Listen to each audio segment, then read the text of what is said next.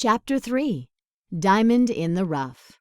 It wasn't very often, just about once a week, when Diamond, on tiptoe, looked both ways and sneaked out the back door, between the tall trees, and away to her private sandbox, where she would play all day and all night if she possibly could, 'cause the grass was so green and the sand was so good for building sand castles and cities and moats, and for sandy little hands to make sand cars and boats. She'd dig and she'd form and she'd build and she'd pat. What could possibly be wrong with that? With her little red pail and her shovel of blue, if only she could bring over the garden hose too, she'd build herself a city so fit for a queen, to remove her royal shoes and get sand in between her royal toes. Oh, joyous! The sand made her feel so glad. How could something so fun make everyone so mad? One day, when Diamond had thrown off her socks and had built quite a city inside the sandbox, far away on the tee box, Diamond heard a loud crack. Then the scream of loud voices. She was under attack.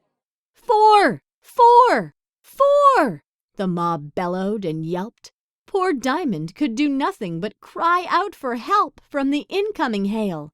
A small white golf ball that landed in her sandbox and broke down the wall of her once fair and fine city. Their weapon had crushed down her castle, and when she was told to hush, they beat down her playground with clubs made of steel, and the mob did not care how that made her feel. They just blamed her for some sort of terrible lie that she didn't tell. She didn't know why they were so mad, and then, quick as a whip, foster dad Michael took her home to sit in time out for what felt like an hour. Diamond felt her foster life was turning a bit sour. Foster mom Kathy soon after came home and saw Diamond facing the wall all alone. She quietly asked, "Why is Di in time out?" And Michael, ignoring dear Diamond's young pout, said, "The neighbors are about to bury her in the sand for turning the seventh hole bunker into Disneyland."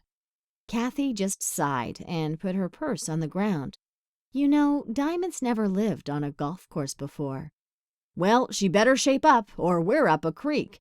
This is the third time she's snuck out this week."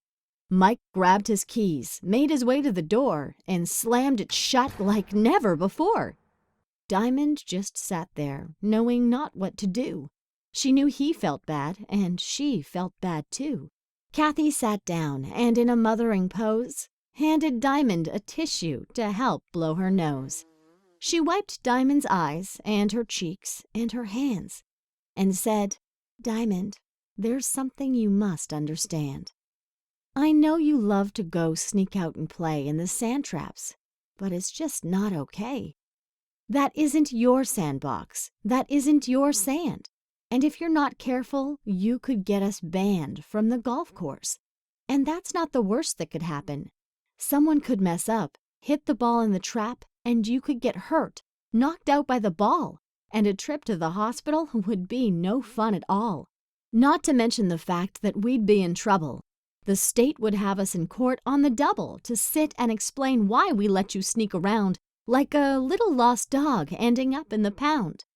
"But foster mom Kathy," Diamond said, sitting tall, "I love playing in the sand most of all.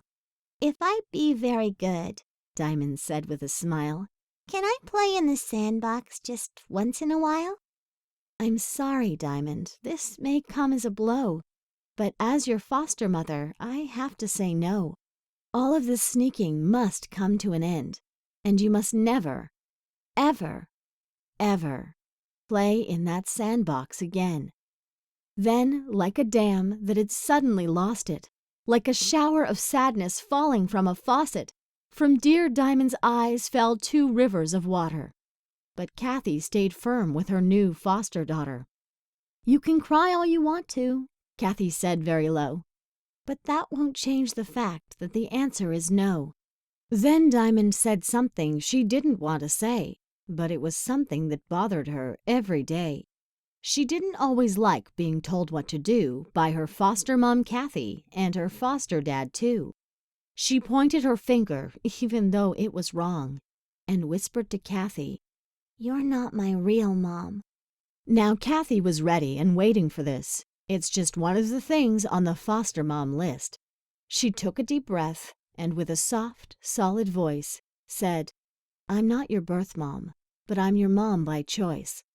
Like the walls of a castle or the squares on a quilt, families are things that have to be built. Like the water and sand you would lovingly mold, families are made out of those who hold on to each other. Right now, it's Michael and me. We chose you to be part of our family. You're believing something that just isn't true, believing you'll always do what you want to do. Children are young, so they must learn to obey until they are old enough to live life their own way." Diamond ran to her room and jumped to her bed, where she threw off her shoes and buried her head in a pillow. She was sad now and mad as could be, so mad that she slept till 3:15. When she woke, she shook her head no. "Nobody's telling me I can or can't go. I should be able to do what I like. Forget foster mom Kathy and foster dad Mike." So she slid off her bed and crept to the door, making sure she missed all the squeaks in the floor. As quiet as a cat, she padded her way out into the hall. "They can't make me stay." She could kind of hear Kathy as she talked on the phone. If Mike was still gone, she'd have the place all her own. Tiptoe, tiptoe, she moved out the back, past the laundry machine and all the trash sacks. "I'll do what I want, and then they'll see. Nobody's gonna be the foster boss of me." Not Michael or Kathy or the court or the state could keep Di from her future. The sand was her fate. She bolted outside and then to the back fence, where her steps stopped cold, and she grew very tense. From the bottom of her feet to the tip of her nose, dear Diamond's small body instantly froze. Foster Dad Mike stood tall with a shovel in his hand, and behind him a mountain of bags of fresh sand. He stuck the shovel in the ground, then stomped with his foot. Diamond thought he was tearing a tree from its root, but the family tree was still safe in plain sight by the sliding glass window up off to the right. Mike's face was all hot, and his arms were all sweaty as he dug and he dug until the hole was ready for all the play sand, which he poured one by one, till each bag was all empty and he was all done. Michael turned his head and saw the whites of the eyes of a dear little girl who was caught by surprise.